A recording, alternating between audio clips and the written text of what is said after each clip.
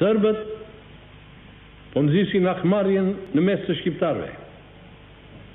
Kosova po mbulohet në varfëri dhe në varre. Njerëzit s'din ku kanë djemtë e vajzat.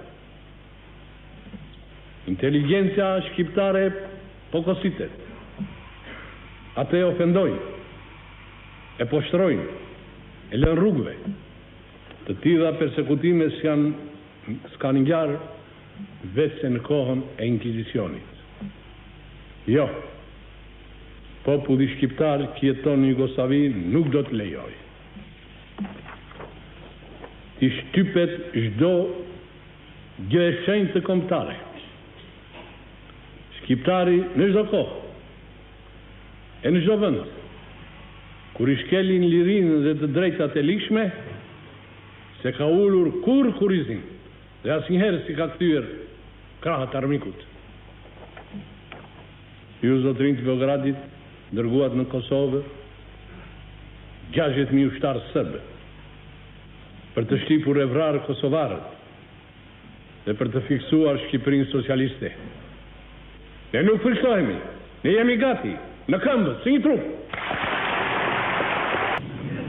Ju flisni me gjuhën e forcës, kur ne përpiqemi të flasim me gjuhën e arsyes, por edhe ne dim të flasim me gjuhën e forcës. Shqipëria është një nyje nevralgjike dhe strategjike. Evropa duhet ta ketë parasysh këtë.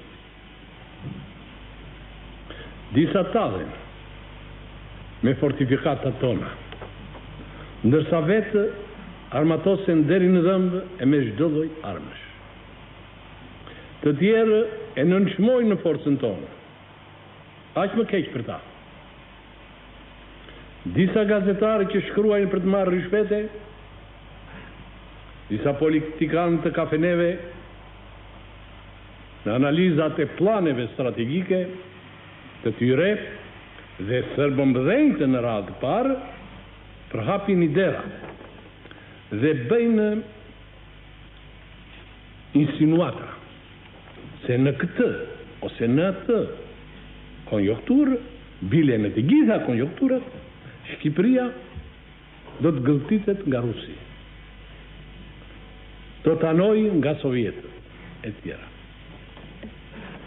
Ne u themi serbëmbëdhenjve, iqve të sigurt e të fshehtë të rusëve, se dy rrugë ka për revizionistët ruso-bulgar që të sulmojnë në Shqipërinë për të dalë në pjesën e Adriatikut tonë. Njëra është rruga e Vardarit dhe e Kosovës dhe tjetra kanali Otrantos.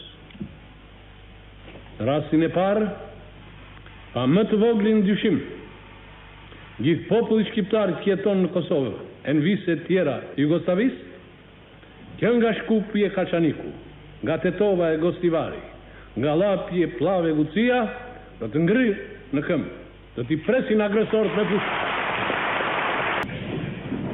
Zjarë do të ndizet e gjithë Jugoslavia dhe invadorët revizionistë ruso-bulgarë po të arrinë në Alpet tona do të vinë si nazistët gjermanë kur dollën nga Stalingradi.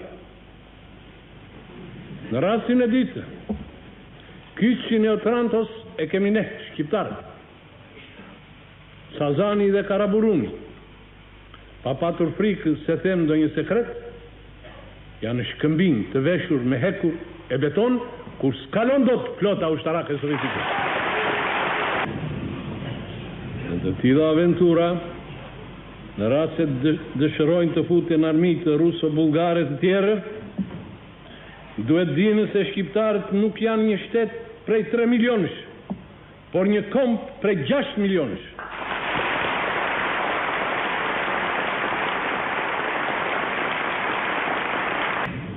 Popull i vogël ishte ky yni në luftën e dytë botërore, por vetëm për vetëm, dhe i paarmatosur, hyete e likuidoi një numër të konsiderueshëm divizionesh fashiste italiane e naziste gjermane.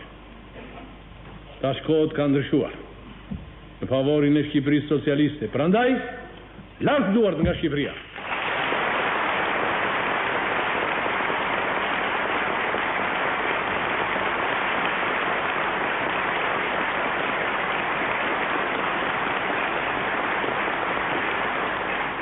Shqipëria nuk kërcënon kërkënd. Ajo dëshirojnë të rojnë miqësi me të tjerët. Po t'i preken të drejtat dhe kufit e saj, do t'i përgjigjet cili do, po me atë violencë. Po kështu do t'u përgjigjet në mënyrën më të rreptë, pa drejtësive dhe ofezave që mund të përdorë ndokush ndaj saj.